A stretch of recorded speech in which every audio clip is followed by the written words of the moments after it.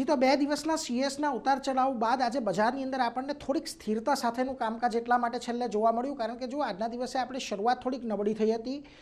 દિવસ દરમિયાન નિફ્ટી 24,500ની નીચે પણ થોડુંક વખત ગયું, પરંતુ ક્લોઝિંગ જે છે 3:15 વાગે 24,570ની આજુબાજુ આવ્યું અને સીએસના સેશન બાદ લગભગ 24,624 પર ક્લોઝિંગ થયું છે.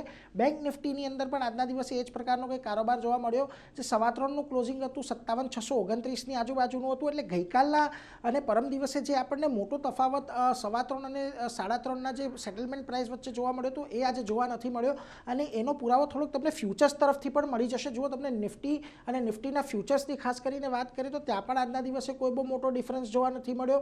24,624 પર નિફ્ટી બંધ થયું છે, 24,637 પર ફ્યુચર્સ બંધ થયા.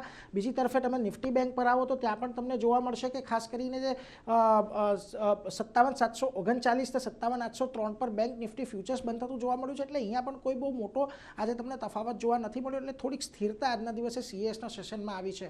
પરંતુ આગળ વધી અને મિડ કેપ સ્મોલ કેપની ચર્ચા કરીએ તો ત્યાં આગળ આજના દિવસમાં તમને થોડી ઘણી ખરીદદારી જોવા મળી દિવસના નીચલા સ્તરેથી, અને ગ્રીન ઝોનની અંદર આજે મિડ કેપ અને સ્મોલ કેપ જુઓ તમને બંધ થતા દેખાય છે. સ્મોલ કેપમાં તો 0.5% સુધીની તેજી હતી.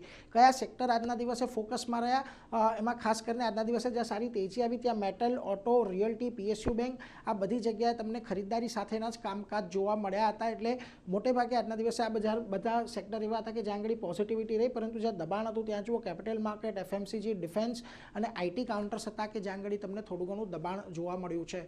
આવો હવે નિફ્ટીના કાઉન્ટર્સ પર કે જ્યાં આગળ આજના દિવસે તમને તેજી જોવા મળી તો જો Shriram finance, Grasim, JSW steel, Hindalco આ બધી જગ્યાએ આજે ખરીદદારી જોવા મળી હતી. ને જે દબાણ હતું એમાં થોડાક આઈટી કાઉન્ટર્સ હતા, TCS, Apollo hospital, HCL tech, Sun Pharma, અહીંયા તમને એક દબાણ સાથેનું કામકાજ જોવા મળ્યું છે. બીજી તરફે મિડકેપની અંદર જ્યાં તમને આજના દિવસે સારી તેજી જોવા મળી, જુઓ Jubilant food, emphasis, Godrej properties, 361 આ બધાનો સમાવેશ થાય છે. પરંતુ જ્યાં દબાણ આજના દિવસે રહ્યું ખાસ કરીને એમાં કલ્યાણ જ્વેલર્સ, એમસીએક્સ બંનેમાં પરિણામ બાદ ઘટાડો હતો. ટાટા કમ્યુનિકેશન અને મેરિકોની અંદર થોડુંક દબાણ જોવા મળ્યું છે. હવે જો આજના દિવસે થોડીક સ્થિરતા આવી છે, એટલે ફરી પાછા આપણે થોડાક ચાર્ટને જોતા રહીશું.